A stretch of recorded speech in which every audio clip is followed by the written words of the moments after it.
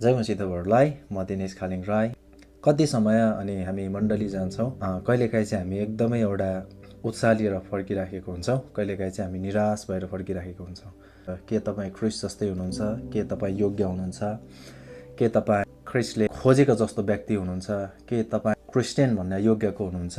के तपाईँ चाहिँ एउटा ख्रिस्टको चेला बन्नलाई योग्यको हुनुहुन्छ? तपाईँ ख्रिस्टको चेला जस्तै हुनुहुन्छ? के तपाईँ ख्रिस्टीय जन जस्तो हुनुहुन्छ भन्ने धेरै प्रश्नहरूको कारणले गर्दाखेरि आफूभित्र त्यो कुराहरू भेटिँदैन। अनि कति समय चाहिँ मानिसहरू हामी निराश हुन पुग्छौँ। मेरो आफ्नै धेरै अनुभवहरू छ। अनि यस्तो प्रकारको प्रश्नहरू गरिँदै गर्दाखेरि अनि म आफैलाई निहाल्छु अनि म त त्यो प्रकारको त छैन। अनि धेरै पटक म पनि त्यस्तरी नै चर्चबाट सङ्गतिबाट चाहिँ निराश भएर फर्केको छु। अनि पछिल्लो समय चाहिँ मैले यो कुराहरू चाहिँ तिमीले अलिकति फरक प्रकारले हेर्नुपर्छ भन्ने कुराहरू म भित्र जागेको छ कि त्यो कुरो सेयर गर्न चाहन्छु। मानिस त हामी पर्फेक्ट छैनौँ, कोही पनि छैनौँ। येशू ख्रिस्ट मात्रै पर्फेक्ट त्यस्तो खालको एउटा व्यक्ति छ भनेदेखिलाई। अनि किनभने उहाँ चाहिँ 100% ईश्वर हुनुहुन्थ्यो। अनि त्यस कारणले गर्दाखेरि पर्फेक्ट चाहिँ एउटा येशू ख्रिस्ट मात्रै हो कि। अनि हामी मानिसहरू कोही पनि पर्फेक्ट छैनौँ। पर्फेक्ट नभएकै कारणले गर्दाखेरि त येशू ख्रिस्ट संसारमा आउनु पर्यो। हामी सिद्ध भएको भएदेखिलाई, हामी धार्मिक भएको भएदेखिलाई त येशू ख्रिस्ट आउनुपर्ने कारणै थिएन। परमेश्वरको प्रियहरू, तपाईँ जे जस्तो हुनुहुन्छ त्यो परमेश्वरको लागि ग्रहणयोग्य हुनुहुन्छ। तपाईँ बुझ्दै हुनुहुन्छ? तपाईँले तपाईँलाई चेन्ज गर्नुपर्ने अनि तपाईँलाई बनाउनु पर्ने, बदलिराख्नु पर्ने, तपाईँले आफूलाई चेन्ज गरिराख्नु पर्ने कुराहरू केही जरुरी छैन रहेछ। किनभनेदेखि तपाईँ र मेरो कार्यहरूभन्दा, तपाईँ र मेरो प्रयासहरूभन्दा उहाँको अनुग्रह कैयौँ गुणा ठुलो छ। त्यस कारणले त तपाईँ र मलाई चुन्नुभयो होइन। परमेश्वरले छान्नु भएको मात्र होइन, चुन्नु भएको मात्र होइन, उहाँले बोलाइएकाहरू हामी चाहिँ उहाँको राज्यमा बोलाइएकाहरू हौँ। हामी चुनिएका मात्र होइन, बोलाइएकाहरू, चुनिएर बोलाइएकाहरू। त्यस कारणले गर्दाखेरि तपाईँ र म चाहिँ चेन्ज हुनको लागि यस्तो एउटा ब्युटिफुल एउटा झुसले किराबाट हामी पुतली बन्न तपाईँ र मैले खोज्यौँ भनेदेखिलाई चाहिँ, ख्रिस्ट जस्तै हुन हामीले खोज्यौँ भनेदेखिलाई चाहिँ प्रब्लम त्यहाँनिर हुँदो रहेछ। अनि त्यहाँनिर चाहिँ अनसेटिस्फाईका कुराहरू, असन्तुष्टिका कुराहरू, तनावका कुराहरू, प्रेसरका कुराहरू, अनि त्यहाँबाट चाहिँ तपाईँ र मैले हाम्रो हृदयमा धेरै कुराहरू जन्माएर पठाइदिँदो रहेछ। त्यस कारणले गर्दाखेरि हाम्रो सबैभन्दा चाहिएको कुरा चाहिँ हृदय हो। अनि तपाईँ र मेरो समर्पणताको जीवन, जस्तो सुकै हुनुहोस् तपाईँ, म जस्तो सुकै हुँ। परमेश्वरले मेरो व्यवहार चाहेको होइन, परमेश्वरले चाहिँ मेरो सिद्धता चाहेको होइन, येशू ख्रिस्टले चाहिँ तपाईँ र म भित्रको त्यो सिद्धता खोज्नु भएको होइन, तपाईँ र मेरो समर्पणता खोज्नु भएको। तपाईँ र मेरो विश्वास कस्तो छ त्यो कुराले चाहिँ डिटरमाइन गर्छ तपाईँ र मेरो जीवनमा, विश्वासी जीवनमा। त्यस कारणले गर्दाखेरि हामी परमेश्वरको वचनमा हामी पाउँछौँ, यदि तपाईँ र मलाई बचाउँछ भनेदेखिलाई चाहिँ त्यो कुरा केले बचाउँछ, केले चाहिँ तपाईँ र मलाई जगाउँछ, क्रिस्चियन हुनुमा जगाउँछ भनेदेखिलाई चाहिँ त्यो चाहिँ विश्वासले मात्रै हो।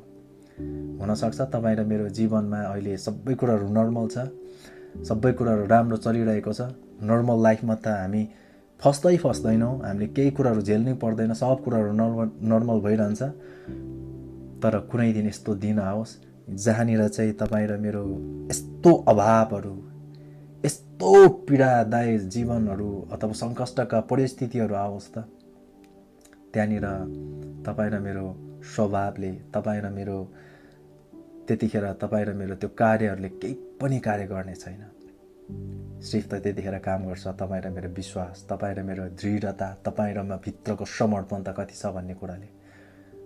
यदि तपाईँ समस्यामा पर्नु हुँदै गर्दाखेरि तपाईँको स्वभाव देखाउनुहुन्छ, तपाईँको स्वभावलाई देखाउनुहुन्छ कि तपाईँले आफ्नो विश्वासलाई अगाडि राखेर ख्रिस्टतिर हेर्नुहुन्छ, कसरी बाँच्नुहुन्छ त्यो परिस्थितिहरू। त्यो कुराले चाहिँ तपाईँ र मेरो जीवनमा, क्रिस्चियन जीवनमा ठुलो भूमिका खेल्दो रहेछ। अझ हामी जवानहरू अनि तपाईँ र मेरो लागि धेरै चुनौतीहरू छ।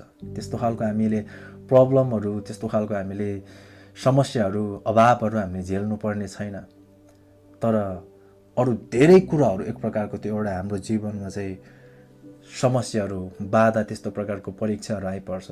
त्यतिखेर चाहिँ तपाईँले कसरी आफूलाई प्रस्तुत गर्नुहुन्छ, तपाईँ र मैले कसरी हामी प्रस्तुत हुने भन्ने कुराहरू ठुलो कुरा रहेछ।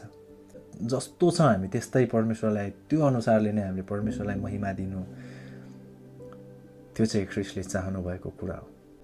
यो कुराहरू भनिराख्दाखेरि कतिजनालाई फेरि तपाईँको हृदयमा यस्तो लागिराखेको होला, अनि यो कुराहरू चाहिँ झुटा हुन् भन्ने कुराहरू।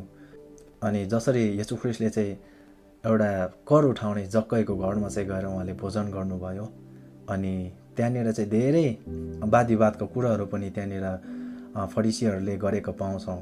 तर जक्कै चाहिँ सबैभन्दा एक प्रकारको मानिसको नजरमा चाहिँ गिरेको व्यक्ति हुनुहुन्थ्यो, तर येशू ख्रीष्ट जक्कैको घरमा जानुभयो। मैले भन्न खोजेको कुरा चाहिँ जक्कै चाहिँ एउटा पर्फेक्ट मानिस चाहिँ होइन, अनि ऊ चाहिँ एउटा कर उठाउने त्यतिखेरको सबैभन्दा एक प्रकारको नराम्रो निज काम गर्ने खालको व्यक्ति, तर येशू ख्रीष्ट उहाँको जक्कैको घरमा जानुभयो र वचन गर्नुभयो। त्यति मात्र होइन, अर्को स्टोरी हामीले हेऱ्यौँ भनेदेखिलाई चाहिँ जब चाहिँ फरिसीहरूले चाहिँ एउटा व्यभिचारमा पक्राउ परेकी महिलालाई चाहिँ येशू ख्रीष्ट कहाँ ल्याएर भनेका छन् कि गुरुजी, अनि यो व्यक्ति चाहिँ हामीले व्यभिचारमा परेको कारणले गर्दाखेरि, यस्तो उस्तो भएको कारणले गर्दाखेरि हामीले तपाईँ कहाँ ल्याएका छौँ, अब के गरौँ यसलाई भनेर येशू ख्रीष्टलाई सोधिराख्दाखेरि येशू ख्रीष्टले त्यसलाई के गर्नुभयो?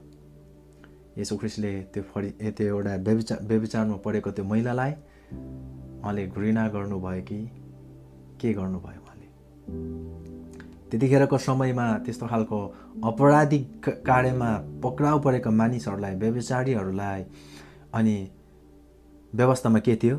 ढुङ्गाले हानेर मार्ने खालको एक प्रकारको व्यवस्था थियो। अनि त्यस कारणले गर्दाखेरि येशू ख्रीष्टले त्यो व्यक्तिलाई दण्डित गर्नु भएन।